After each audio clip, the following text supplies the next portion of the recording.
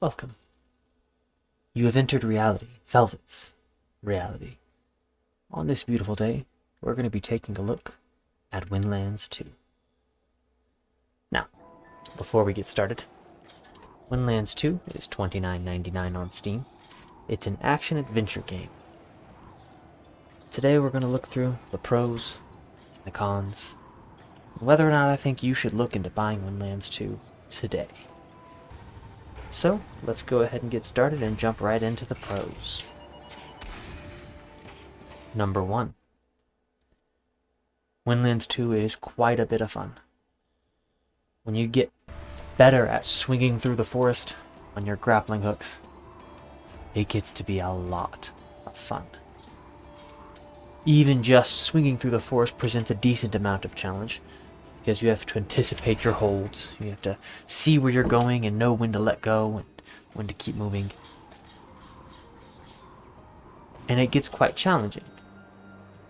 Now, they do have settings in there to make it where you can hook onto anything and you don't have to hit the particular targets, but either way, it's still a lot of fun when you start chaining your hooks together and you're just soaring straight through the forest. It's a lot of fun. Dear, it would appear you have broken.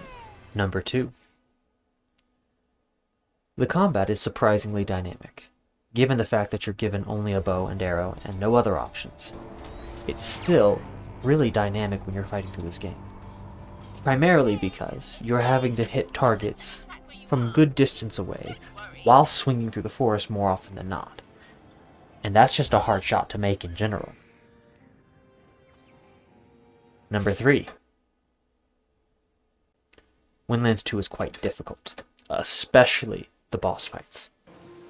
As mentioned before, you spend a good portion of this game shooting while swinging through the air, and that's even more so when you're fighting the boss mobs, who tend to either be crashing through the sand dunes or soaring through the air, so they're moving away from you and you have to chase them and you have to shoot them down. And to make it worse, you're aiming at weak points that on the harder difficulties take multiple shots to break down. And in tandem with that, on the harder difficulties, these machines don't miss a whole lot. So if you pause or you sit still or you get too predictable in how you're swinging, they will get you, and they will get you quickly. And it makes the game really, really challenging. I think the most fun I've had in this game is succeeding at some of these really difficult boss fights. Moving on to the cons. Number 1. The story in Windlands 2 I felt to be a little lackluster. There wasn't anything in particular wrong with it, and it seemed well told. It seemed like the voice actors did well. It seemed like the writers put in good effort. There's nothing wrong with it. It just really didn't hit the spot for me. And it made it to where there wasn't a whole lot driving me forward throughout the game. And perhaps that's just me. Maybe you won't have the same issues I did with it, but it just was a little lackluster as I was moving through the story. Now, I will be fair. I did not get terribly far into the story in this game. As I've mentioned, it didn't hold me too much. So maybe later in it does get better. But at least towards the beginning, it was kind of lackluster. Number 2. As much fun as the grappling hooks are, and as dynamic and enjoyable as the archery is in this game, it does get repetitive. And after you've been doing it for 20-30 minutes, there's kind of not a whole lot keeping you going, especially if you're not getting engrossed in the story. It's a little, again, lackluster.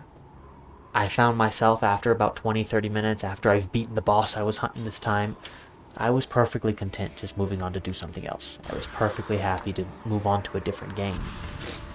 And it's a big hindrance for Windlands 2 because it's so much fun, but it's really not keeping you in it. All in all, I think that the $30 price tag is just not worth it for Windlands 2. I think the game is worth buying, but $30 I think is a little steep for a game that I found didn't hold me as much as I would have liked. I would wait to buy Windlands 2 on sale personally. Now, I will put one caveat to that, and it's the co-op aspect. I did not have the opportunity to play co-op in Windlands 2. And I feel like just the playing that I did do, this game would soar as a co-op game.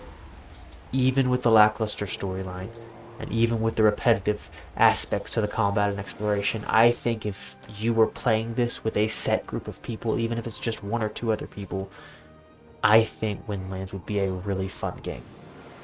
Even perhaps worth the $30 price tags. I'm not saying it would be, but if you know there's a handful of you looking to play this game, I think it would be a lot of fun, and I think it would keep you going for quite a while.